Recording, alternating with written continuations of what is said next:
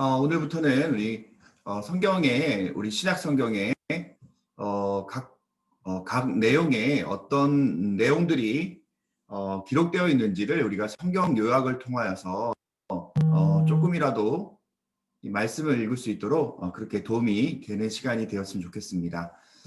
마태복음을 우리가 시작하기 전에요. 몇 가지 저희가 이 사복음서를 이해하는 데 도움이 되는 그 내용을 잠깐 얘기하고자 합니다.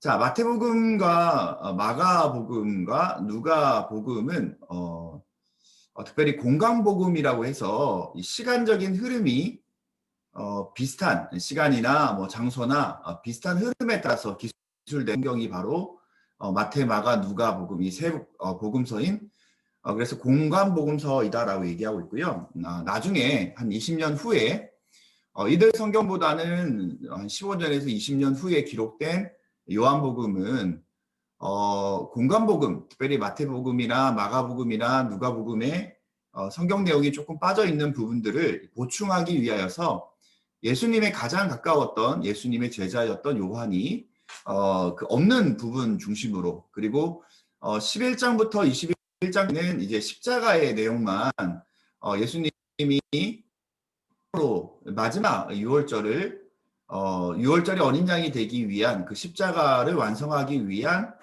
그 내용에 관한 이야기가 요한복음의 중간 정도로 기록되어 있을 정도로 그 정도로 예수님의 십자가를 집중하고 있는 성경이 바로 요한복음입니다. 자, 첫 번째 우리가 함께 살펴볼 내용은 마태복음입니다. 마태라는 사람의 원래 이름은요, 레위라는 사람이에요. 레위라는 사람을 주님께서 부르실 때에 너는 마태라라고 말씀하시는데 하나님의 선물이다라는 의미가 마태라는 의미에 있습니다. 원래 세리였던 이 마태는요, 예수님의 제자가 된다라는 것이 사실 불가능했습니다. 그 당시에 유대인들의 고열을 특별히 로마의 지배하에 있던 핍박 유대 백성들에게 로마의 앞잡이가 되어서 그들에게 바칠 세금을 빼앗는 그리고 이 세금을 빼앗는 일뿐만 아니라 세리들은 자신들의 이득을 찾기 위해서 때로는 조직폭력배를 이용하거나 아니면 심지어 살인 청부업자까지 이용해서 백성들의 그 세금을 포탈하는 그 앞장섰던 사람들이 바로 세리들입니다. 그런 세리들을 누가 좋아하겠습니까? 성경에는 이 세리들에 대해서 당연하게 죄인들이다라고 표현되어 있습니다. 죄인 중에 죄인인 마태를 어느 날 주님께서 부르시고 그가 예수님의 제자가 되고 또 예수님의 제자가 된 그의 어떤 너무나 그 감격적인 이 마태는 유대인들에게 마음의 빛이 있었어요. 왜냐하면 그전에는 그렇게 유대인들을 핍박하고 유대인들의 이 세금을 빼앗아서 자신의 것으로 또 로마의 정부로 그들의 어떤 고통을 외면하였던 이 마태였지만 자신이 예수님의 제자가 된 후에 자기 삶은 완전히 달라지게 되어서 어떻게 이 마태는 그들에게 마음의 빚을 갚을 수 있을까? 그들에게 어떤 자신이 저질렀던 그 죄를 빚진 마음을 어떻게 해소할까? 그 마음을 가지고 이 마태복음을 이 주님께서 성령을 통해서 기록하게 하셨는데요. 마태의 관점은 뭐냐면 내가 어떻게 유대인들에게 예수님이 그리스도이십니다라는 것을 설명할까? 그래서 이 마태는요, 구약 성경에 있는 예언서라든지 아니면 율법서의 내용들을 정말 많이 바로 마태복음의 말씀에 인용하게 됩니다. 인용했던 이유는 당연합니다. 바로 구약의 예언서를 통하여서 예언된 이 말씀의 메시아가 바로 이 땅 가운데 오신 예수님입니다라는 이야기를 마태는 전해주고 싶었기 때문입니다. 자, 오늘 마태가 전하는 그 예수님에 관한 이야기, 우리 1장부터 28장. 사실 이 마태복음보다 더 먼저 기록 성경은 마가복음이에요. 그런데 어떻게 이 마태복음이 연결되었을까? 그것은 구약 성경과 신약 성경을 예수 그리스도의 십자가를 연결하는 역할로 마태가 적임자였다라는 것을 우리가 생각해 보면 오늘 마태복음의 1장부터 28장의 내용이 우리의 마음 가운데 있길 바랍니다. 첫 번째 마태복음 주요 내용을 보시면요. 1장에는 예수 그리스도의 혈통 및 계보에 관한 이야기가 나와요. 예수님의 탄생이 1장에 기록되어 있어요. 자, 아브라함과 다윗의 자손 예수 그리스도의 세계라라고 오늘 개역 한글, 그 전에 우리가 봤던 개역 한글 성경에 이 기록이 되어 있어요. 자, 아브라함은 예수님보다 2000년 전의 사람이고 다윗은 예수님보다 1000년 전의 사람이에요. 1장 1절 말씀을 우리가 보는 것처럼 아브라함과 다윗의 자손 예수 그리스도의 세계라 1000년의 역사가 마태복음 예수 그리스도라는 통하여서 1000년의 역사들이 연결되어 있는 모습을 볼 수가 있습니다. 그 말은 구약부터 쭉 연결되었던 예수님이 누굴까, 그리스도가 누굴까라는 그 어떤 이 주제가 1장 1절 말씀에서 예수 그리스도의 세계라, 족보라, 계보라 그렇게 예수님에 관한 이야기가 나와 있는 모습을 볼 수가 있습니다. 1장에서 우리가 좀 눈여겨 봐야 되는 부분이 뭐냐면 이 족보의 내용 가운데 왕의 족보에 여인들의 이름이 나와요. 그 중에 밧세바라는 이름 대신에 우리아의 아들 이 단어가 나와 있어요. 그 말은 뭐냐면 마태가 다윗에게 최대의 부끄러운 기억을 꼬집어 얘기했던 이 어떤 마태복음 이야기는 그렇게 유대인 당신들이 추앙하고 그렇게 위대하다고 평가하였던 다윗이라는 사람도 한 사람의 죄인에 관한 이야기다라는 것을 이 마태는 이 성령의 은혜로 증언하고 있다라는 것을 볼 수가 있습니다. 자, 마태복음 2장으로 넘어가 보면요. 동방에서 박사들이 그리고 예수님을 경배하러 별을 따라가다가 이들이 베들레헴으로 가는 것이 아니라 예루살렘으로 가요. 왜 예루살렘으로 갔을까? 어쨌든 예루살렘에서 이 땅에 왕으로 나신 이가 어디 있느냐라고 묻게 되죠. 그때 헤롯은 당신들이 발견하면 나에게 꼭 알려주십시오. 왜냐하면 그 마음에 왕으로 오신 예수님을 죽이고자 하는 마음이 있었기 때문이죠. 자, 어쨌든 이 베들레헴으로 가서 동방 박사는 예물을 드리고 또 그들은 이제 자신의 고국으로 돌아가게 되죠. 자, 그렇다면 베들레헴에서 나신 이 아기 예수의 아버지였던 요셉과 어머니 마리아는요. 천사의 음성을 듣고 미국으로 도망을 가요. 그리고 헤롯이 나중에 죽게 된 후에 그들이 비로소 이스라엘, 바로 우리가 알고 있는 나사렛, 그리고 목수였던 아버지를 따라서 나사렛으로 이주하여서 살게 됩니다. 자, 3장의 내용으로 넘어가 보시면 세례 요한이 등장해요. 6개월 예수님보다 먼저 태어난 이 세례 요한, 그 아버지와 어머니는 사실 인간의 힘으로는 출산할 수 없는 그렇지만 성령의 은혜로 세례 요한이 태어나게 되고 그가 요단강에서 세례를 그렇게 하게 되죠. 그때에 예수님이 요한에게 세례를 받으시는 장면도 3장의 말씀에 나와 있습니다. 자, 세례를 받으시는 예수님 바로 성령의 비둘기가 성령으로 이 세례의 이 자리에 예수님의 공생애의 시작을 알리게 되죠.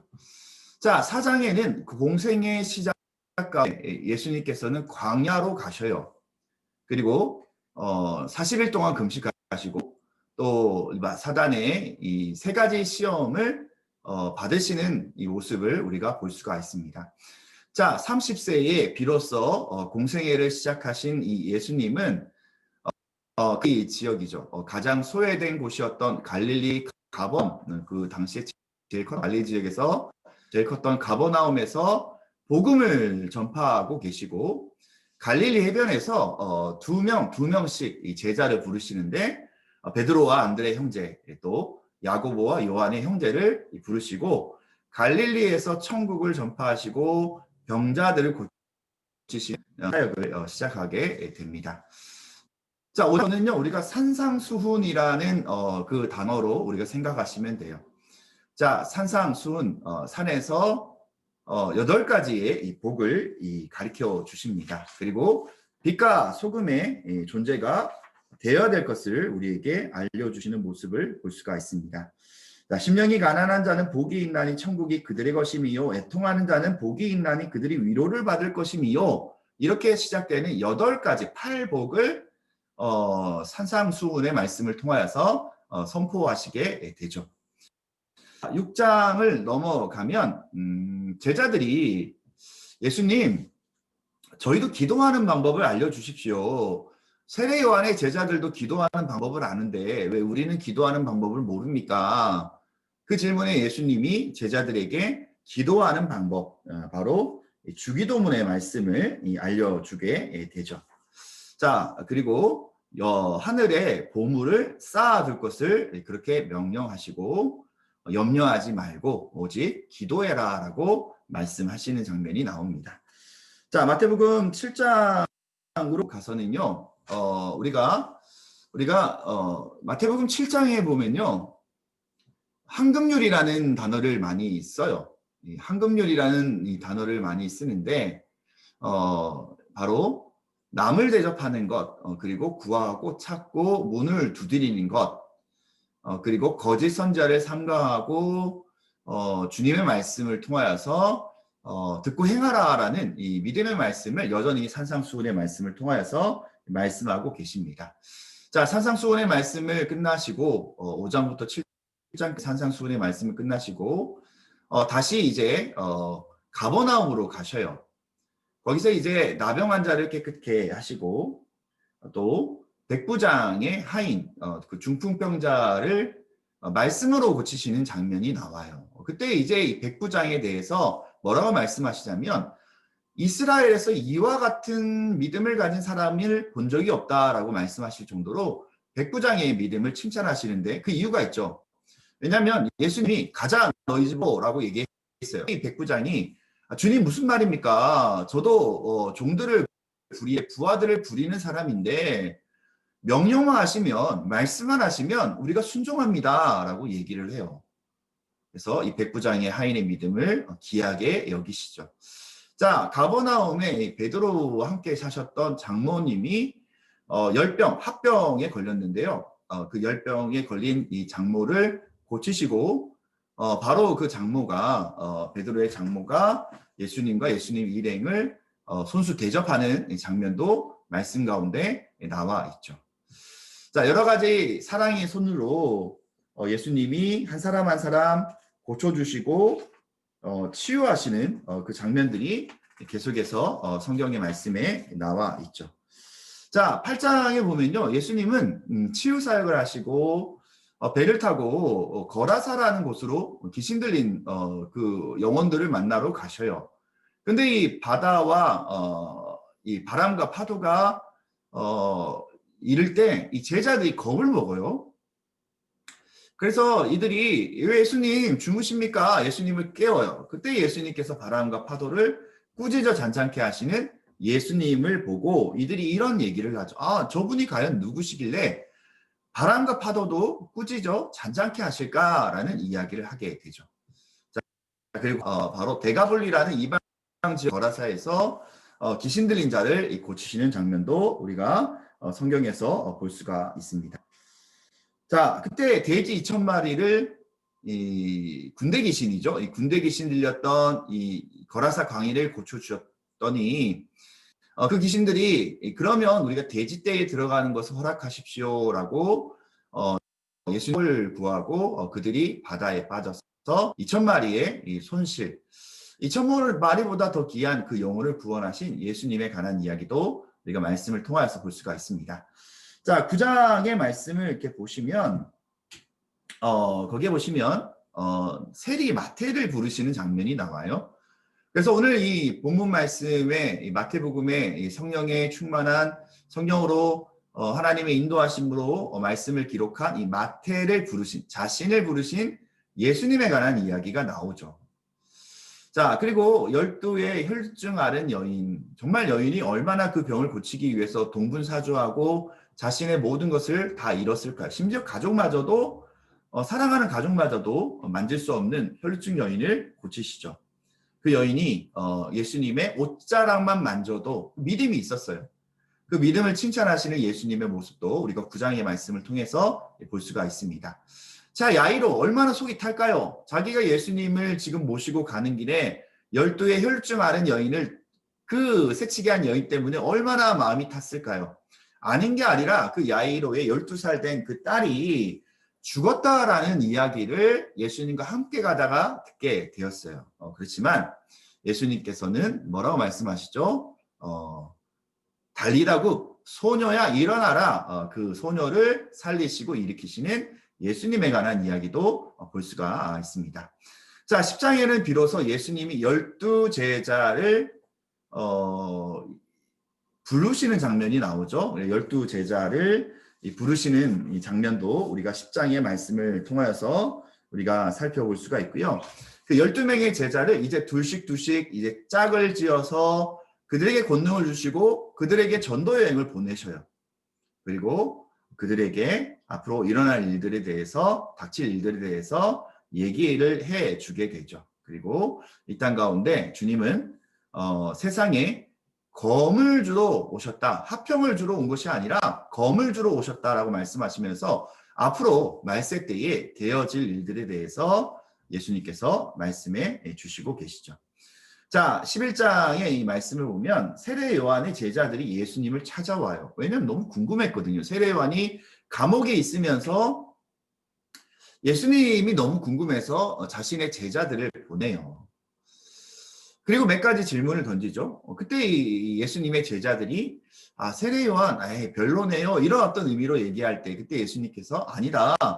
이 땅 가운데 어머니를 통해서 난 자 중에 최고다. 하지만 천국에 있는 천사에 비하면 가장 말단이다라는 그 말씀을 하고 계시고, 복음을 전거하였던 이 고라신, 이 벳세다, 가버나움에 쭉 계셨잖아요. 고라신, 벳세다, 가버나움, 이 갈릴리 북부 지역에 있는 그 회개하지 않는 도시들에게 도리어 소돔과 고모라만도 못하다라고 책망하시는 장면이 나와 있습니다. 그리고 우리가 좋아하는 수고하고 무거운 짐진 자들에게 와서 쉬라라는 이 말씀을 예수님께서 전하고 계십니다.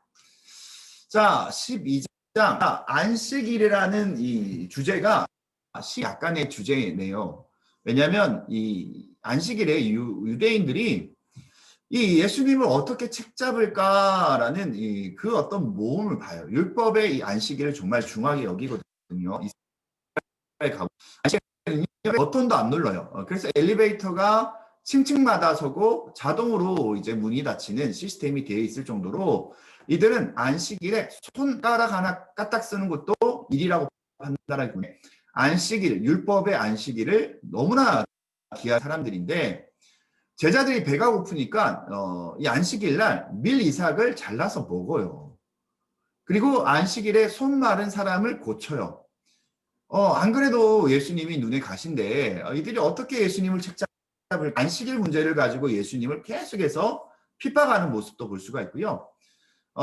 바리새파 사람들이 예수님, 예수님이 우리에게 뭔가 기적이라도 보여주십시오. 그럼 믿겠습니다라는 그 얘기를 할 때에 너에게 보여줄, 아카 세대에게 보여줄 것은 요나의 증거, 바로 3일 만에 부활하는, 뱃속에 있다가 다시 나오게 되는 것처럼 무덤 속에 있다가 3일 만에 부활하는 예수 그리스도의 십자가의 부활밖에 요나의 이 바로 증거밖에 너에게 보여줄 것이 없다라고 말씀하시죠.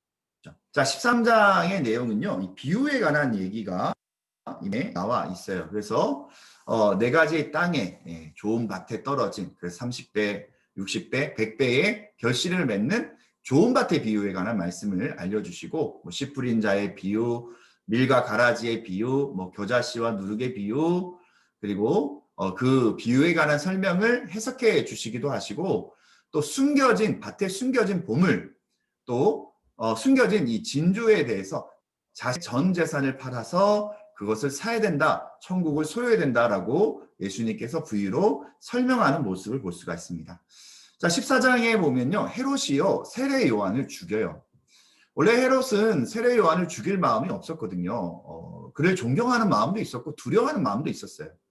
근데 자신의 생일날 자신의 딸이 너무나 이쁘게 앙증맞게 춤을 출 때에 이 헤롯이 깜빡 너무나 기분이 좋아서 너의 소원은 이 나라의 절반이라도 너에게 주겠다라고 약속하게 되는데, 그 어머니, 그러니까 헤롯의 부인이죠.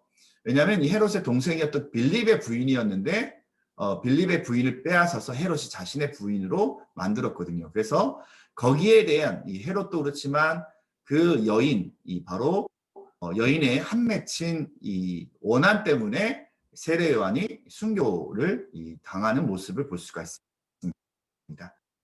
자, 세례 요한으로 산에 올라가셨는데 예수님은 쉴 시간도 없으시고 쉴 틈도 없으셔요. 그래서 오병이어의 기적을 보여주시는데 많은 사람들이 거의 2만 명 가까운 이 사람들이, 장정만 5명에 가까운 사람들이 이 말씀을 듣기 위해서 계속 따라다녀요. 그래서 저녁이 되어서 제자들이 이들 보냅시다, 이들에게 먹을 음식이 없습니다 얘기를 할 때에 예수님께서 너희가 줘라, 너희가 먹을 것을 줘라 라고 말씀하시면서 오병이어의 기적을 일으키게 되는데, 작은 소년이 가져온 이 도시락을 통하여서 거기에 안드레가 이것으로 충분하십니까? 이것으로 가능하겠습니까? 라고 물어보는 그 안드레, 그래도 순종하는 안드레의 그 어떤 믿음이 한 움큼 들어갔을 때에 오병이어의 기적이 일어나셨죠. 그리고 물 위를 걸어서 제자들에게 나아갈 때 베드로가 저도 주님 걷고 싶습니다 했지만 예수님을 볼 때는 넘어지지 않았지만 파도와 바람을 볼 때는 이 베드로가 무에 빠지게 되는, 그래도 대단한 것 같아요. 자, 그리고 게네사렛, 이 하프를 닮았다라는, 이 갈릴리 바다가 하프를 닮았다라는 얘기로 우리가 많이 쓰는데요. 긴네렛, 게네사렛 이런 단어로 이 갈릴리 호수를 우리가 얘기를 합니다. 게네사렛이라는 곳에서 병자들을 고치 예수님에 관한 이야기도 볼 수가 있습니다. 자, 15장을 가보면요. 예수님은 이 가나안 여인의 믿음으로 귀신 들린 딸을 고쳐요. 가나안 여인 수로보니게, 시리아 베니게라는 이름을 합성한 이 수로베니게, 그러니까 지금으로 따지면 시리아 지역에 있는 여인인데요. 이 가나안 여인이 자신의 귀신 들린 딸을 너무나 예수님을 만나고 고치고 싶어 하는 거예요. 근데 이 여인이 예수님 저의 딸을 고쳐주십시오 라고. 근데 예수님 볼 때에는 이 여인의 믿음이 너무나 좋은 거예요. 그 믿음을 증명하기 위해서 예수님께서 내가 어떻게 이 개에게, 이방인을 우리가 보통을 유대인들이 개라고 얘기했는데 개에게 먹을 것을 주느냐라고 얘기를 할 때에 압니다. 부스레기는 주지 않습니까? 부스레기의 먹이라도 저희에게, 은혜라도 저희에게 주십시오. 부스레기 은혜를 얘기를 해요.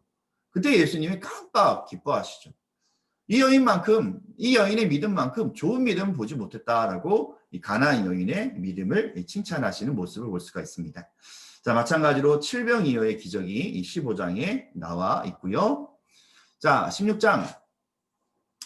악한 세대가 표적을 구한다라고 그렇게 말씀하시면서 누룩을 누룩이라는 것이 우리가 조금만 들어가도 부풀잖아요. 그래서 그 누룩을 주의하라라고 말씀을 하시면서 그때에서 이 제자들을 데리고 이 북쪽에 있는 헐몬산 그 수원지인 요양 이 정말 많은 사람들이 지금도 신혼여행을 갈 정도로 유일하게 이스라엘에서 풀이 자라고 또 샘물이 있고 요단강에 이 바론지 카라 빌립보라는 곳이 있는데 거기에 예수님이 제자들을 데리고 가요.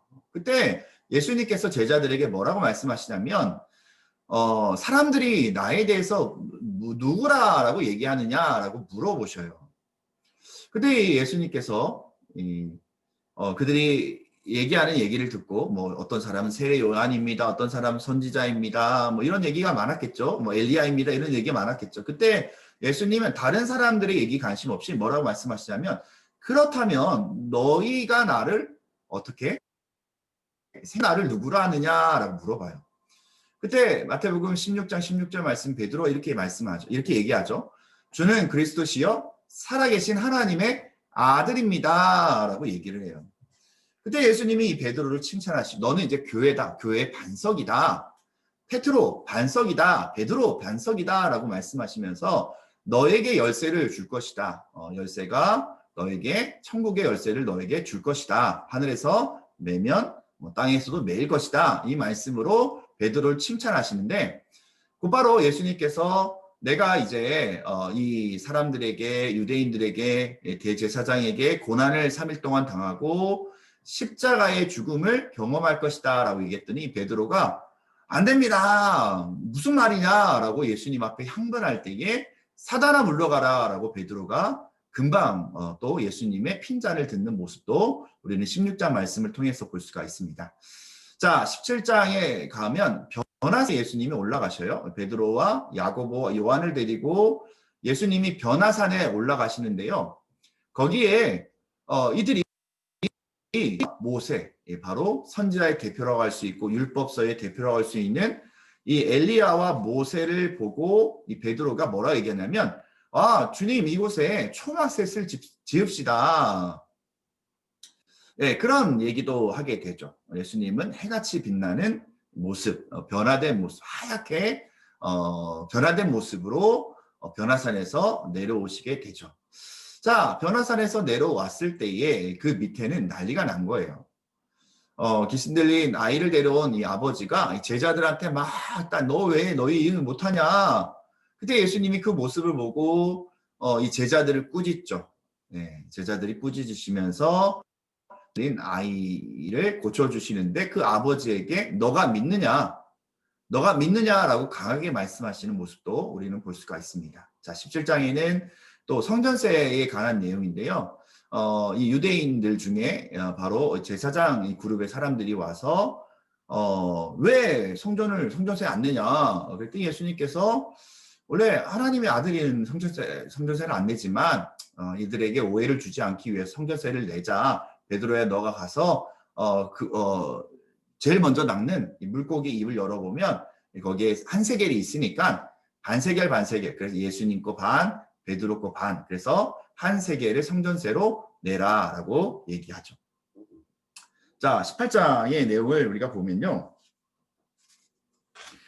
천국에서 가장 큰 사람은요. 어린아이와 같이 바로 겸손한 사람, 엎드리는 사람이 가장 큰 사람이라고 얘기를 하시면서 만약에 우리의 눈이 범죄하면 그 눈을 빼버리고 천국 가는 게 낫고 우리의 팔이 범죄하면 그 팔을 잘라버리는 거 가는 게 낫다. 지세 중 하나가 죄를 범하면 도리어 도려내라. 그것이 도리어 은혜이다라고 말씀하시고 잃어버린 양에 대한 말씀하시면서 그 잃어버린 양을 통하여서 지금 내가 이 땅 가운데 온 것은 바로 99마리의 양이 문제가 아니라 한 마리 잃어버린 양, 갈 바를 알지 못하는 그 한 양을 찾으러 이 땅 가운데 왔다라고 예수님께서 말씀하시죠.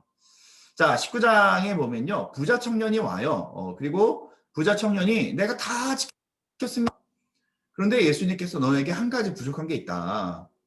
그게 뭐죠? 바로 너의 재물을 가난한 사람에게 나누어줘라. 근데 그 재물에 대한 욕심으로 이 부자 청년은 영원한 생명을 소유하지 못하는 안 볼 수가 있습니다. 자, 20장에 보시면요. 품꾼에 관한 이 비유가 나와요. 예수님이 이제 드디어 20장에 있는 예수님의 십자가의 사역이 남은 일주일간의 예루살렘에 관한 이야기예요.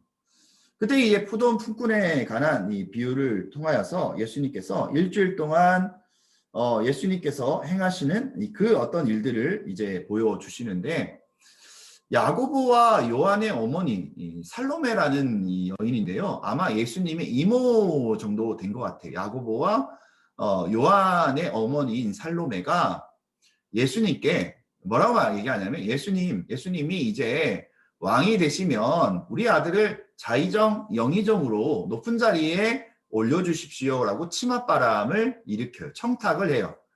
그때 예수님께서 이 제자들을 부르죠. 제자들은 지금 화가 난 거예요.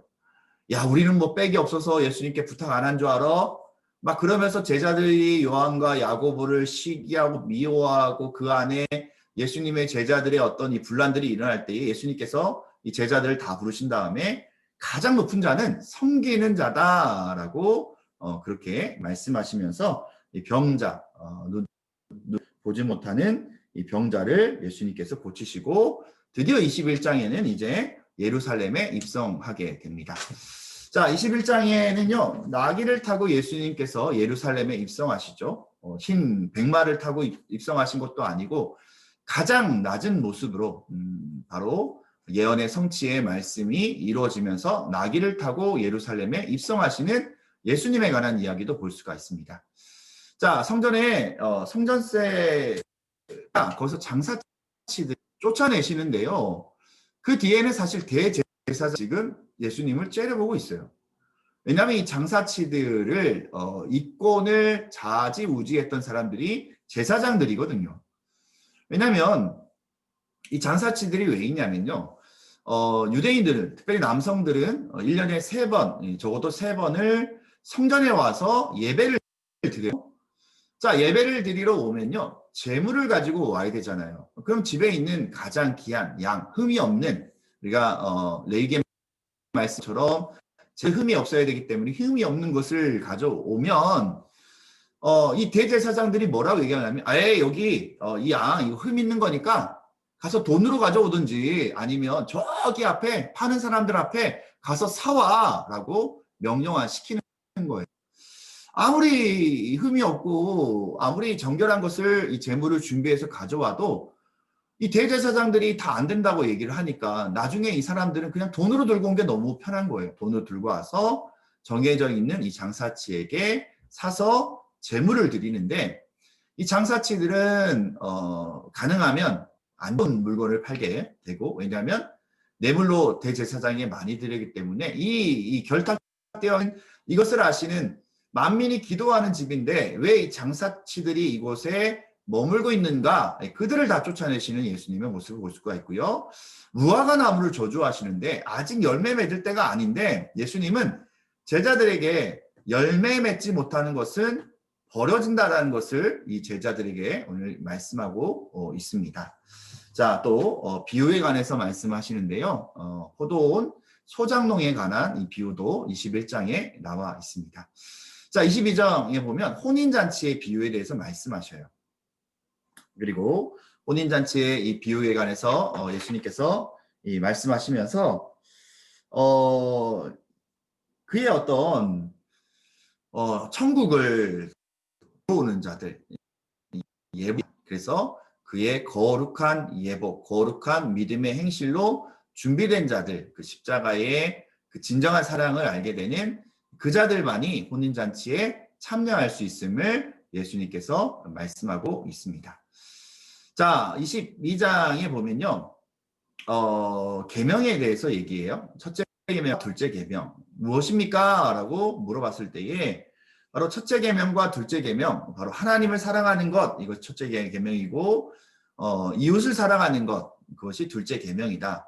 바로 하나님 사랑, 이웃 사랑이라는 십자가의 진정한 의미. 우리 십자가를 보면 세로로 땅과 하늘이 연결되어 있죠. 그럼 우리와 하나님과 연결되어 있는 다음에 가로로 십자가가 길게 옆으로 뻗어 있죠. 그 말은 뭐냐면 이웃과 이웃을 사랑하는 십자가의 진정한 의미에 대해서 말씀하시고 23장에 예루살렘에 대해서 말씀하시면서 예수님은 이제 23장을 통하여서 종교 지도자들과 계속해서 부딪히고 그들을 꾸짖고 또 바로 이 율법학자나 서기관이나 대제사장들은 어떻게 예수님을 죽일까 거기서 계속해서 나와 있는 것을 볼 수가 있습니다.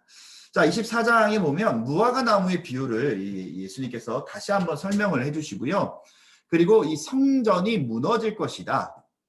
자, 이 성전이라는 것은 예수님의 거룩한 선이죠. 예수님의 십자가의 예언의 말씀이기도 하고 나중에 AD 70년에 티투스라는 장군이 돌 위에 남지 않게 성전을 무너뜨림에 대한 예언이다라는 이야기도 우리가 흔히 얘기를 합니다.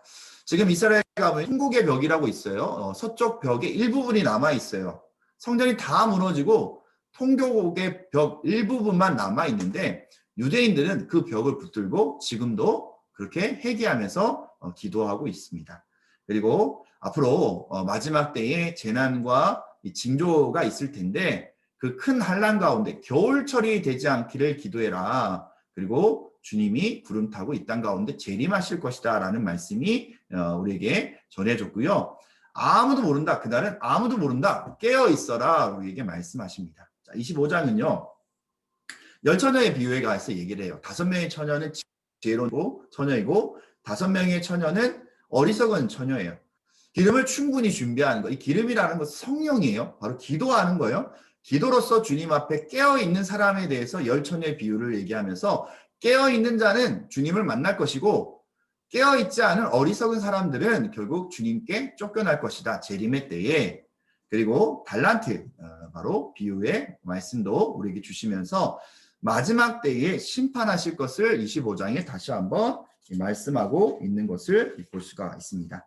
자, 26장에는요, 예수님이 바로 겟세마네 동산 앞에 성만찬을 하시는 장면을 우리가 볼 수가 있어요. 마지막 만찬. 예수님과 제자들이 마지막으로 유월절을 지키는 날에 예수님은 제자들이 모두 자신을 떠날 것을 얘기를 해요. 그때 베드로가 무슨 소리 하십니까? 예수님을 어떻게 부인하겠습니까? 그랬더니 그래서 너는 닭이 2번 울기도 전에 나를 3번 부인하고 도망갈 것이다. 그리고 가론 유다는 은 30을 받고 예수님을 제사장들에게 팔아 넘기게 되죠. 물론 은 유다를 받은 이 유다는 나중에 예수님의 이 잡혀가심을 보고 내가 이거 잘못 생각한 거다라고 하지만 결국은